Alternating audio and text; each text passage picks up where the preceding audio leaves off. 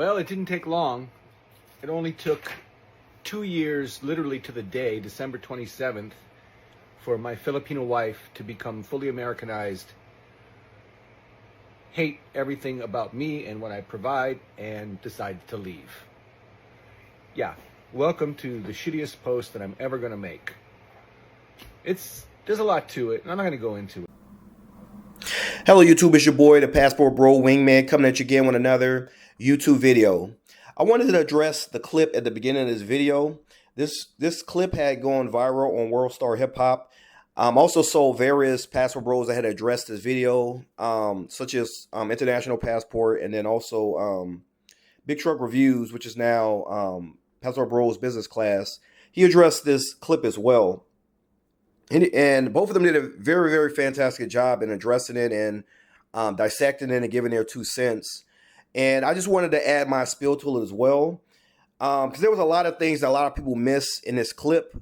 You know, there was a lot of detractors on both online and just in general saying things like, see, that's what we were telling you guys. You know, the girls, they only want you for the passport. As soon as they get that, they only want you for the citizenship. As soon as they get their citizenship, they're going to divorce you, and then they're going to leave. And everyone is trying to use this as the model to try to bash Pastor Bros over the head and saying, see, this is what the women are really about and so forth. But they failed to miss a lot of things in that video. Like, number one, the biggest thing was the guy said after they got divorced, he said that she got the kids and then she went back to her country. I'm going to say that again. She got her kids and then she went back to the Philippines. She didn't stay. That's one thing people didn't take notice to. She didn't stay. She after she got her citizenship, they broke up, and then she went back to the Philippines. And she went there, and she was there with her family.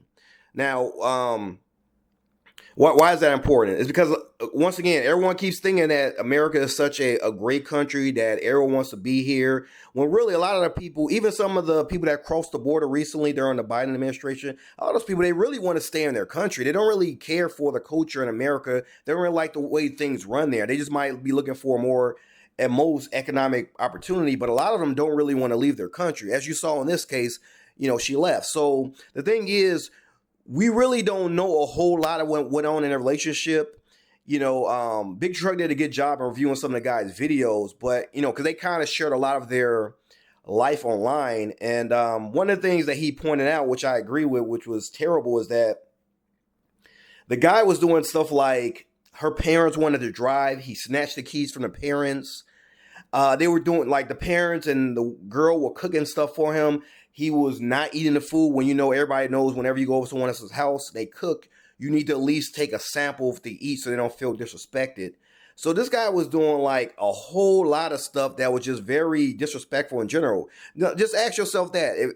If you were dating a woman, she came over to your house, your mom cooked, she didn't eat any of the food. Your mom tried to borrow the keys to your car. She snatched the keys from your mother. What would you think about that woman? Would you think that's somebody that you want to stay with for the next 5, 10, 20, 30 years? You can already see that there was a lot of chaos going on. And a lot of times in the videos that they did on TikTok, generally the guy would be complaining a lot about her, and then she would complain back about him on TikTok. So you can already see that they were, I'm not going to say from the beginning, but from a good portion of their relationship, there was a lot going on. And just to say that, here's the other thing too. Most Passport Bros, we never said that 100% of your relationships, 100% of the guys that take women and bring them to the States, 100% of them have had success.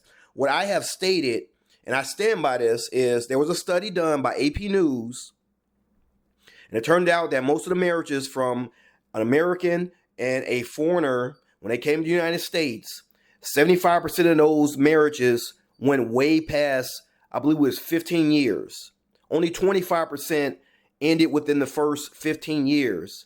And 40% of that 25%, it took at least about 5-6 years or so. So what I'm saying is, most of the foreigners that are marrying Passport Bros, these are not women who are just getting here, I get my citizenship, I'm fleeing. That's just not true. That's a fallacy. There's nothing true about what you guys are saying. This is just almost like propaganda. It's not even true.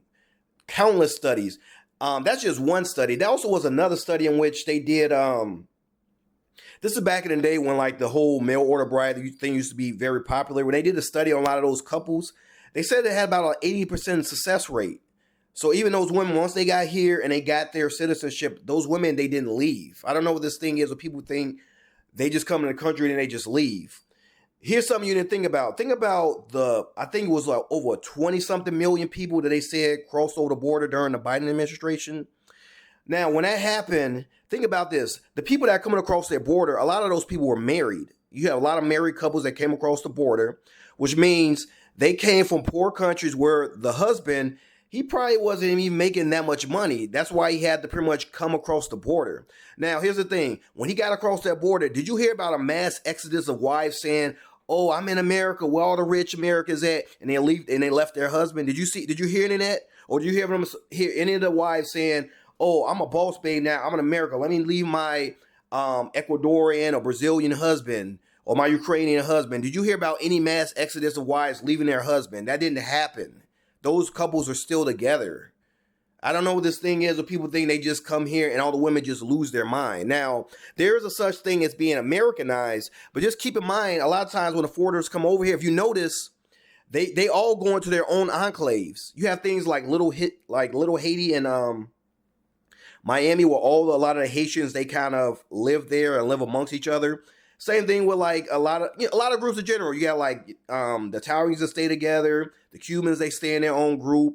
A lot of times Hispanics, if you notice, they kind of stay in their own little areas as well. Especially a lot of the Asians, like from Chinatown and stuff, they come to America, going to Chinatown, they go in their own little sections.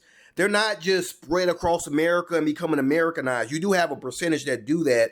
A lot of times these are like the first generation children, or in general, you may have a percentage that just maybe they like the American culture and they come over here and they go in. And here's the thing. A lot of times when they do that, their families kind of frown on that. It's not like they just come here and they just let their children just go there and become Americanized. They don't like that. So I don't know what this thing is where, you think they just come in here because they want to be American. No, they might come because they have business opportunities. But in many cases, if they could if they had the same opportunity in their country, they would stay in their country.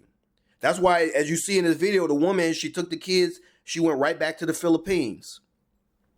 Now, to be fair, why did she probably wait until she got the citizenship? For a few reasons. Because first of all, she might have wanted to leave him, but it could have been her parents were saying, "Hey, this is a great opportunity. You might as well stay married to him and just stay there and get, you have opportunity to work in America." So she probably, on the back end said, "Okay, well, maybe I'll go back to my country and try to build things up there. But if it doesn't work out, then I got my citizenship now. Now I'll just come back to the United States, make some money and so forth." But because keep in mind that when they get divorced, she's going to get a percentage. I don't know if he had a prenup or whatever. We don't really know this, but I'm assuming he probably didn't, because it sounded like he was, just based on the way he was talking, it sounded like he kind of put everything in there. But here's the thing. This is where she loses. I mean, like, I don't know what people keep thinking, like, kind of like this is the win for the scamming foreign women and all these women that pull scams on passport bros and foreigners and so forth. Think about this. First of all, I believe she has about 2 kids with the guy. She got 2 kids with the guy. And let's think about this. She was only probably with him for, I think they said, about like 2 years, which means what? She came to the United States. Do you think she has a doctorate degree? Is she an engineer? What type of job do you think she has when she was here? A lot of the foreigners, when they come here, they're not working engineering jobs. These are not nurses and lawyers and so forth. A lot of these are people who work in Uber Eats and working at McDonald's or Popeye's Chicken. They're working these type of jobs. So keep in mind, he saved her from doing all that. He provided everything for her. So when she goes back to her country, even with the money she has, what is she going to do? Is she going to set up a business there or something like that? I'm not saying it can't take off, but a lot of times people are saying a lot of the businesses, when you set them up there, they don't do that well. If you notice, the economy there isn't that great. There's a reason why a lot of people there are in poverty. It's a severe amount of people in poverty in these countries. So she takes her business over there. I mean, anything's possible. Maybe it does well, maybe it does not. But what I'm saying is, it was more, in my personal opinion, why people try to make it like it was such like a put it this way, like it's such a flex for him to just take care of her. But on the end, it was a flex for her to have a husband that's like him, has money. I I don't know if he's rich, but he's like well off. He could take care of her.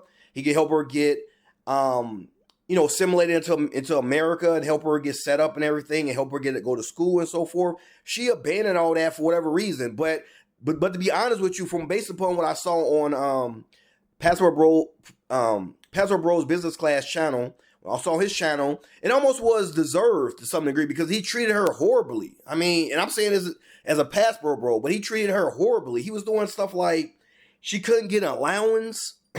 He wasn't giving her any money. He was hard on her parents, calling them slobs and stuff like that. So yeah, if you start being, you're kind of a jerk and a disgusting person. I mean, who gonna stay with you in general? I don't care if you date somebody in America or you date somebody in the Philippines. If you're a jerk, you're a jerk. I mean, I don't know how else to put it. But to take that and say that that's what's going to happen to most Passport Bros, this is just comical. It's just comical. Anybody that believes that, I have a bridge in Brooklyn to sell you. I mean, it's really that silly. There's countless studies of guys who went overseas, married women, brought them back to the United States, and they're still married to their wives. Think about all the service people, all the servicemen who go over to different countries, they bring their wives back to the United States. Skyler, he was in the Air Force. He talked about this before. He said a lot of those guys who married like Japanese women and so forth, brought them back to the United States. He didn't hear a whole lot about them breaking up and the women just coming over here using them and dashing off and stuff like that. This is just ridiculous. I mean, come on now, like, it just sucks that he wanted to put that out there and then he claims to be a Passport Bro. It's like, dude, like, to be honest with you, it's more embarrassing to him. I mean, I don't know. I don't understand why you would want to air that out. I don't know if he was doing that as a warning or so forth.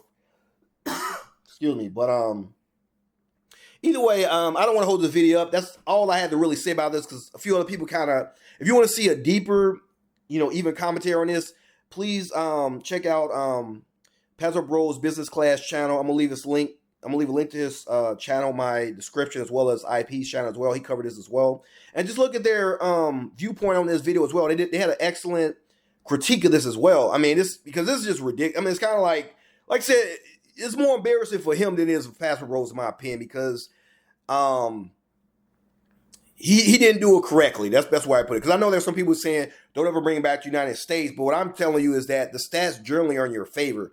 Now, is there a chance that even with all my vetting and so forth, there's a woman that maybe I meet her and she's just very cold-hearted. She's like some type of operative in one of these countries and she just really is good at scamming people and then she gets over me and gets in here and he gets a citizenship and then bounce. I mean, anything is possible, but the probability is very low. And I just say it does. Then you charge it to the game and you move on. I mean, again, as I said it before, 75% of these marriages go past 15 years. 75%. And again, even with her, it took 2 years for her to get a citizenship, which means, you mean to tell me over 2 years you didn't see cracks in the relationship? You didn't see things that would make you think that maybe she's not really into me? I mean, that's the whole point. That's the whole reason they made it such a long process, is to protect you. They give you time to vet the people once they get here. So for him to let it go 2 years, I kind of suspect he already knew what was coming, and he let her get the citizenship so that he could see his children. Happy birthday,